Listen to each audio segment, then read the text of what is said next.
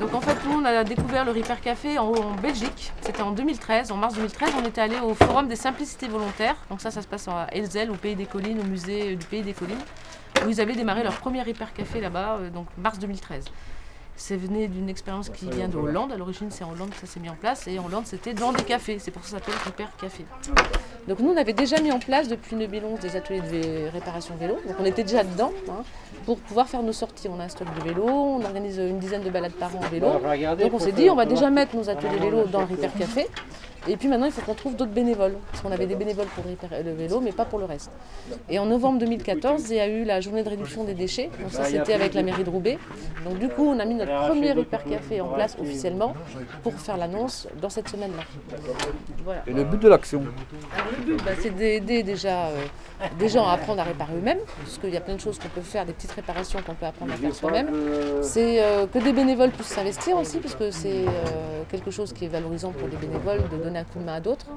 Et puis c'est aussi pour permettre à des familles qui n'ont pas beaucoup de moyens de réparer des choses qui ne seraient pas réparables parce que ça coûte trop cher en service après-vente. Ou alors s'il n'y a pas de réparation possible parce qu'il n'y a pas les pièces ou les coûts de pièces sont trop chers par rapport à un achat de matériel. Donc l'idée c'est aussi, et puis après de réduire les déchets. Parce que c'était aussi dans notre action sur l'éducation à l'environnement, dire il faut aller vers une réduction des déchets. Comment s'organise l'action avec les habitants? Alors comment ça s'organise? Donc d'abord, on a les bénévoles qui sont des habitants, donc c'est cette équipe-là qu'on mobilise en premier. 2, c'est de le faire 2 fois par mois parce qu'on a, dans l'expérience autour de Roubaix, c'est plutôt 1 fois par mois. Nous on s'est dit qu'une fois par mois ça ne suffisait pas. Donc du coup, pour faire tourner l'équipe, on s'est dit on va offrir un service aux habitants qui permet à tout le monde de s'y retrouver. Des bénévoles qui ne sont pas disponibles tel jour le sont un autre, et des habitants qui peuvent plus le soir ou plus le samedi peuvent venir à d'autres moments. D'autres contraintes, c'est qu'ici, on est dans un espace de plein air, on n'a pas d'activité possible en intérieur, sauf pour l'atelier couture. On s'est dit, on fait 1 fois par mois ici, en extérieur et en intérieur pour l'atelier couture. Et le deuxième atelier, c'est à la condition publique. Et quel intérêt? Pour les habitants ou pour nous? Pour vous, aussi bien les habitants que pour vous? Alors nous, notre mission, c'est déjà d'éducation à l'environnement, à l'éco-citoyenneté. Mais parler pour parler, ça ne suffit pas, il faut aussi parler en agissant. Donc l'idée, c'est qu'en agissant, en faisant des ateliers comme ça rend un service aux habitants. L'idée, on n'est pas un service après-vente, donc on leur explique bien qu'il y a des choses qu'on ne fera jamais, on ne veut pas remplacer, qu'eux participent, qu'ils apprennent. Donc du coup, c'est un atelier pratique, on met tout ça en même temps en œuvre. Et l'autre intérêt, c'est que du coup, on parle d'environnement. Parce qu'on parle des déchets, de ce qu'on trouve à la déchetterie, de comment on peut réduire, que tout ce qui est ce qu'on appelle l'obsolescence programmée, c'est scandaleux. Tout ce qu'on ne peut pas réparer parce que dès qu'on ouvre une vis, ça casse le matériel. Donc ça permet aussi de parler de tout ce qui est les déchets inutiles et qu'on peut aussi aller vers encourager les habitants à acheter du matériel de meilleure qualité et qui peut être réparable. Quand c'est crevé, un truc comme ça, il est crevé, on va leur dire il faut acheter une chambre à air comme ça. Si c'est un plus grand pareil, c'est la liste, on va dire voilà, il faut ça et ça et ça. On vous aurez les pièces, vous revenir, on va les montrer. D'accord. Et nous on n'a pas de stock, on n'a rien. C'est toujours des réparations vélo. Il n'y a pas que ça en Repair Café.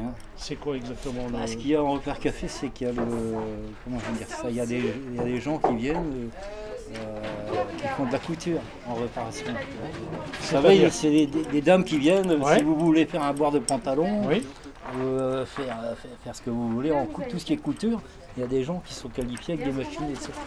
D'accord. Il y a un monsieur qui vient aussi pour tout ce qui est électroménager, petit électroménager. Il ne faut pas venir avec une machine à laver. D'accord. Et pour réparer un vélo, il faut quoi comme outillage? Quelques fils à roulettes, tirer les roues. On a aussi pour tirer la chaîne, on a un démonte-chaîne qui fait qu'on arrive à démonter la chaîne.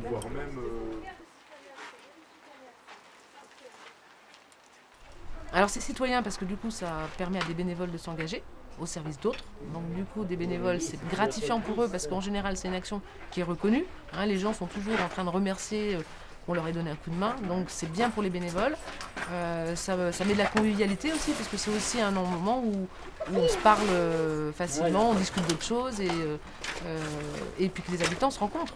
On a de tout style, de tout genre. On a à la fois les petits comme aujourd'hui, qui eux vont avoir un intérêt immédiat pour pouvoir faire leur sortie vélo, c'est une action qui va concerner tout le monde. À la fois celui qui a les moyens financiers mais qui trouve scandaleux d'avoir acheté à la poubelle un truc qu'il a envie de garder parce que c'est un vieux souvenir et qu'il a envie de le mettre en service. Hein, on a la petite dame qui est venue avec une cocotte Harry, Seb qui marche depuis 20 ans et qui a envie de la remettre en service parce que c'est un souvenir affectif. On a monsieur qui veut réparer sa chaîne IFI parce qu'il y tient. Enfin... À quoi doit-on faire attention lorsqu'on veut montrer une action similaire? Les pièges à éviter. Alors les pièges, d'abord de dire que c'est pas une action où on fait pour les gens. On fait avec les gens. Et puis on ne fait pas non plus de réparation qui mettrait à risque, des situations à risque, par exemple le micro-ondes, la table à induction. Il y a un risque d'électrocution. Donc du coup ça on refuse pour ne pas mettre en situation de danger les bénévoles, puis même les gens qui viendraient réparer eux-mêmes. Et après ce qu'on refuse, c'est il y a des gens qui disent mettez-moi en route mon grille-pain, mais il faut supprimer par exemple la sécurité pour que ça remette en... Donc ça on dit non. Quels sont les points positifs? On voit que ça répond à des demandes d'habitants qui ont envie de diminuer leurs déchets, de s'engager vers des choses qui sont plus responsables. Ensuite, ça répond aussi à des attentes des bénévoles qui ont envie de donner un coup de main, mais du coup, là, c'est un atelier pratico-pratique. Là, ils savent pourquoi ils le font. Là, on voit vraiment l'objectif. Ça se voit tout de suite. L'objectif, c'est aider les gens. Et 2, c'est limiter les déchets. Ce que je disais tout à l'heure, on a beaucoup de gamins qui vivent avec des vélos. Ils freinent avec les pieds, c'est n'importe quoi. Donc, du coup, l'idée, c'est aussi d'apprendre la sécurité aux enfants. Donc, on fait aussi une forme d'atelier vélo-école pour qu'ils apprennent les règles de sécurité pour rouler en vélo. Et puis on a des gamins qui n'ont pas les moyens financiers d'acheter. Donc nous, quand les gens nous donnent des sous, parce qu'il y a aussi, c'est gratuit le service du Hypercafé, mais il y a une cagnotte. Et l'objectif de ces dons, c'est de s'en resservir pour acheter des pièces détachées. Donc par exemple, des gamins qui n'ont pas les moyens d'acheter des câbles, nous, ça nous permet d'acheter un stock minimal où les câbles, on va les mettre gratuitement aux enfants. En 3 étapes, qu'est-ce qu'ils doivent faire à partir de maintenant? D'avoir déjà des compétences techniques, c'est obligatoire parce qu'on a des choses... En tant que bénévole ou en tant qu'habitant, on ne peut pas avoir toutes les compétences et on a besoin d'avoir un champ de compétences différent. Deuxième chose, c'est renforcer l'équipe de bénévoles, c'est aussi de faire la publicité autour de votre projet. Donc ça veut dire sur Waterloo, dire voilà, on veut mettre ça en place. Ensuite, c'est pourquoi pas passer un film qui parle de l'obsolescence programmée, c'est-à-dire proposer une après-midi avec un petit coup à boire, des gâteaux, etc., fait par les autres bénévoles de l'association, du centre social par exemple, et passer un petit film sur ce que c'est que le Hypercafé. Il y a des petits films que vous pouvez trouver facilement. Alors, si vous voulez vous déclarer Hypercafé aussi, j'ai oublié de vous dire, il faut faire la demande officielle. Donc vous avez un site en Hollande, parce que c'est eux qui l'ont lancé, et sur ce site officiel, vous avez tout ce qui est documents de communication que vous aurez le droit de télécharger quand vous aurez payé la cotisation une fois. C'est tout. Vous pouvez les télécharger, les imprimer, en faire des outils de communication pour les utiliser sur Internet, vous les affichez dans vos ateliers quand vous les organisez. Donc du coup, pour l'encadrant de l'atelier, ça veut dire qu'il va falloir mettre en place autour de vous des outils techniques, c'est-à-dire une page Facebook, un listing minimum ou quelqu'un qui fasse à l'accueil des gens pour expliquer ce que c'est que le Hypercafé. Donc il faut qu'il y ait quelqu'un qui soit à l'accueil. Il y a les techniciens de la réparation, mais il faut aussi dédier quelqu'un à l'accueil des habitants, qui comprennent la démarche, qui comprennent les règles, parce que dans le Hypercafé, il y a aussi des règles de fonctionnement. Ça, vous allez le trouver sur la page du Hypercafé. C'est quoi le Hypercafé, les règles, le fonctionnement. Et du coup, il faut qu'il y ait quelqu'un à l'accueil qui explique tout ça.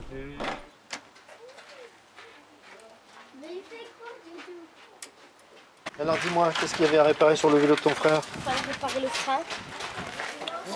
Et il faut réparer la roue derrière. Qu'est-ce qu'il y a là? Le monsieur, il avait réparé, mais avant, c'était juste un trou dans la jante. Et il fallait le réparer parce que... Donc il a mis une nouvelle chambre à air? Oui, il a mis ça? Il a rajouté ça.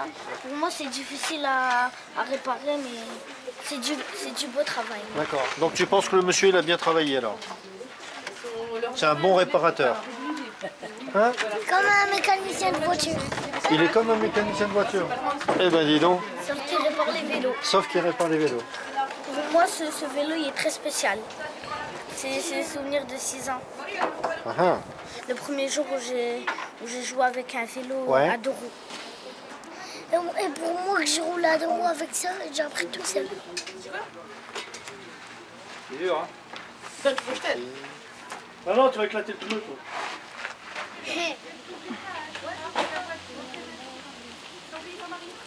Quand on apprend à rouler dans le temps, à rouler à rouler dans